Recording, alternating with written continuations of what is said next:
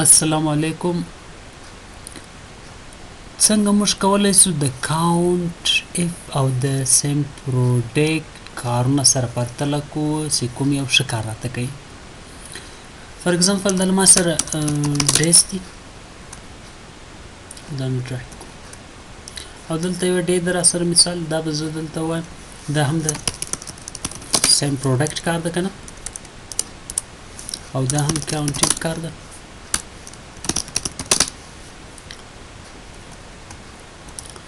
که زه دلته کرایټیریا ورته سلیکټ کړم زه ورته وایم کاونټ اف په ذریعه باندې زه ورته وایم کاونټ اف که راته له دې ځایه بیا تر دې پورې ما ته کوم یو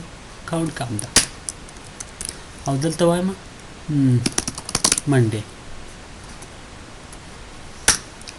سپیس ایسته کوم او بل د سیم پروډکټ سیم پروډکټ په ذریعه څنګه کاونټ کوم زه ورته وایم دا مساوي کېږي له دې سره ریټرن څو سوه 0 سوه. دلته یوه خبره دا ده چې دا که زه سلیکټ کړم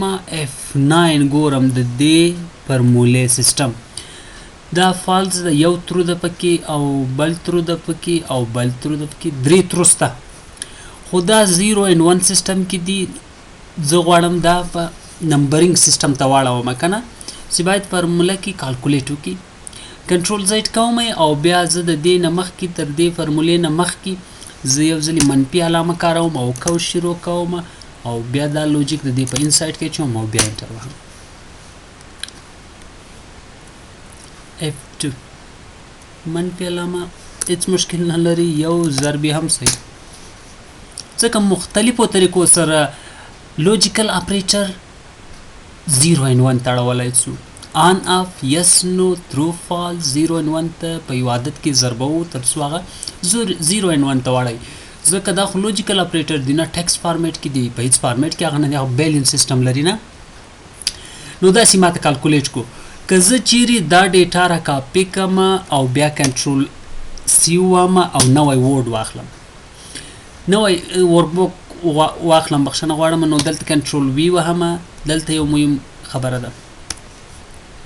په کاونټ اف که زه راسم دلته ورته وایم کاونټ اف که راته له دې ځای نه تر دې ځایه پورې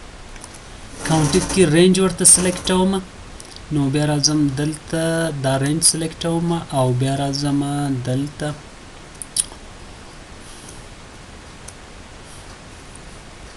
کاما وهم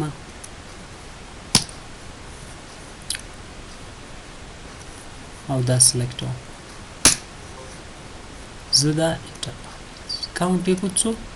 3 سیم ریزلټ ده بیا راځم سیم پروډکټ کې 1 ملټیپلای ارې اخلم همدارې صحیح شو او بیا دې نه بعد چې وم کاما وهم او بیا هم دوم بوک ته راځم او دا سیل ورته شو اوس چې زه کله چې مې کرایټیریا ورته وښودله نو انټر بټن وهم